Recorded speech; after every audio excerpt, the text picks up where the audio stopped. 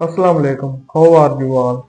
Today I will discuss about the ear mites in cats.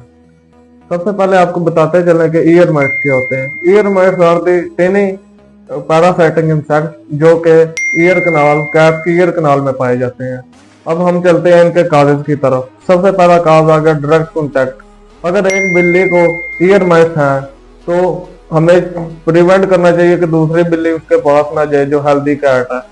क्योंकि ये year mites होते हैं, ये वाइडली स्प्रेड कर जाते हैं और रैपिडली मूव करते हैं one cat to another cat.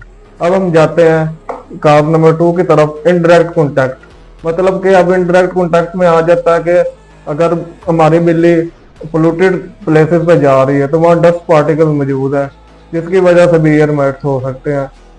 Polluted areas का मतलब ये है कि जब बिल्ली किसी विंडो वगैरह के पास बैठी हो तो वहाँ से बाहर से डस्ट पार्टिकल आ जाते हैं। मीन के ईयर के अंदर हर वक्त डस्ट पार्टिकल मौजूद होते हैं जो डस्ट पार्टिकल इसके ईयर में जाके ईयर माइट्स का काज बन सकते हैं।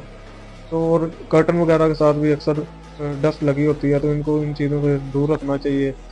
आगे हम चले जाते हैं थर्ड काज पे, पुअर हाइजेनिक।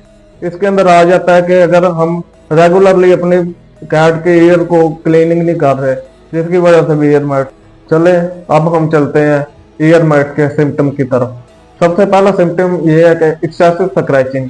जब बिल्ली को कान में ईयर माइट्स होते हैं तो एक्सेसिव स्क्रैचिंग करती है, मतलब साजिश करती है।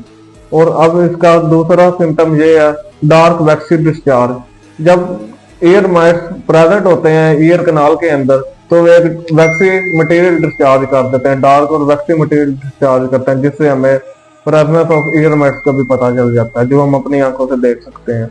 आगे थर्ड सिम्टम है कि स्ट्रॉन्ग अनप्लीजेंट ऑर्डर। इसका मतलब है कि जब ईयर माइट्स कान के अंदर मौजूद होते हैं तो वो एक अनप्लीजेंट स्मेल प्रोड्यूस करते हैं। फोर्थ सिम्टम ये है कि रेडनेस एंड इन्फ्लामेशन। जब बिल्ली ईयर माइट्स की वजह से एक्सेसिव स्क्रैचिंग करती है तो बिल्ली के ईयर के आउटसाइड पे एक्सेसिव स्क्रैचिंग की वजह से रेडनेस और इन्फ्लामेशन मतलब सूजन हो जाती है। अब हम चलते हैं इसके प्रिकॉशंस की तरफ कि हम अपने बिल्ली को ईयर माइट से कैसे बचा सकते हैं।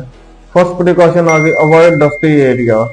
अवॉइड डस्टी एरिया इसका मतलब कि हमें अपनी बिल्ली को पोल्यूटेड प्लेसेस से बचाना चाहिए, वहां नहीं जाने देना चाहिए। सेकंड प्रिकॉशन आ गई रेगुलर ईयर इंस्पेक्शन। इसमें कि हमें अपने कैट की ईयर की रेगुलर इंस्पेक्शन करनी चाहिए, मतलब उसकी रेगुलर बेस पे सफाई करनी चाहिए। थर्ड प्रिकॉशन आ गई prevent contact with infected cat. कि हमें अपनी बिल्ली को इन्फेक्टेड कैट से दूर रखना चाहिए ताकि वो उसके ईयर माइट्स इधर ट्रांसफर ना हो सके। अब हम चलते हैं फोर्थ प्रिकॉशन की तरफ। फोर्थ प्रिकॉशन ये है कि जब हम अपनी बिल्ली को नहला रहे हो तो हमें चाहिए कि उसके कानों में कॉटन रख दे ताकि पानी उसके कानों में ना जा सके, और अगर उसके कानों में पानी चला गया तो उससे भी ईयर माइट्स हो सकती हैं। अब हम चलते हैं इसके ट्रीटमेंट की तरफ। ट्रीटमेंट के लिए आप किसी वेटरनेरियन से रब्ता करें या फिर आप हमें डिस्क्रिप्शन में हमारा नंबर है उस पर व्हाट्सएप पे मैसेज करके पूछ लें। अल्लाह हाफिज फॉर नेक्स्ट वीडियो।